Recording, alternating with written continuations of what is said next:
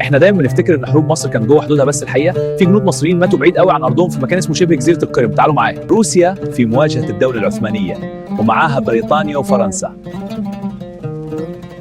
مشهد العالم كله مولع، حرب اسمها حرب القرم. ساعتها مصر ما كانتش واقفه تتفرج.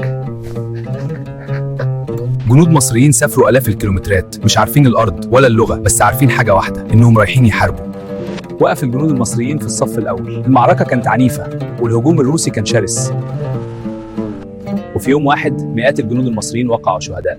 قائدهم نفسه سليم فتحي باشا مات هناك. اتدفنوا في أرض غريبة لكن بقلوب مليانة شرف.